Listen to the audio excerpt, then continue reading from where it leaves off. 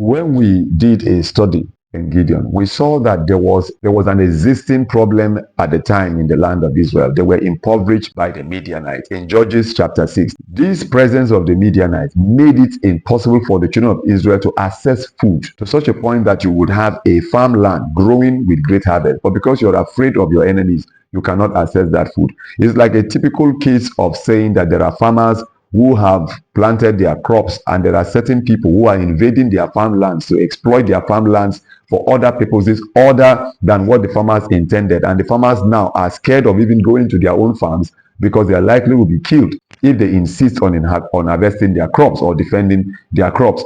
The Midianites had actually turned around and impoverished the Israelites. So this inflation, this whole destructions of the economy is because something is happening to the agricultural sector. We're having less food because we are allowing the Midianites to destroy the farmlands and the access to food. Gideon was one man who stood out to provide, to go into the threshing floor and make meal for people and process what people needed. He wasn't doing that because he was heavily muscular. He wasn't doing that because he was a soldier. He was doing that because he saw a problem that he knew needed solution. He understood that this problem has to be solved. The Bible said he was literally hiding. He didn't actually go in there with his six-pack and broad shoulders. He was hiding. You see, you might not be as bold as you might expect to be in leadership, but if you are always ready to step out and do those little things, you will grow doing it. God had to send an angel to Gideon that acknowledged the little effort that Gideon was putting in the process and told him, you are a mighty man of valor, and also encouraged Gideon and said, go in this your might. Go in this your might. Meaning that God knew that Gideon was strong. Gideon himself was not even confident in himself to the extent of calling himself a mighty man of valor. When he saw the angel of God, he began to complain about their situation.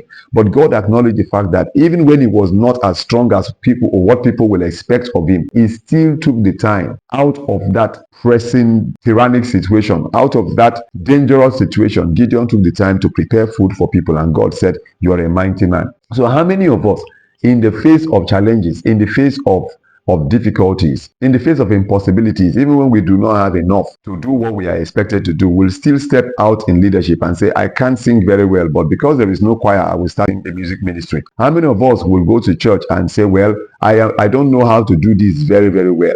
I can't play the keyboard very, very well, but there is a keyboard and there is no player. Therefore, I will start with playing my major until I can understand minor, until I can start growing up to 20. That's how some of us began to put our hands on the keyboard. From playing those majors, and people could laugh at you that you're not doing very well. You will hide. You will not be as talented as the people you watch on TV. But stepping forward to get that job done is how you will become a mighty person. God announces Gideon to be mighty because he dared to step forward. So if you don't step forward in leadership, if you don't start doing that work with the little knowledge that you have, you probably wouldn't be able to find the most of yourself. Life expects that you reach that point where you start using that little thing you have to do the biggest thing.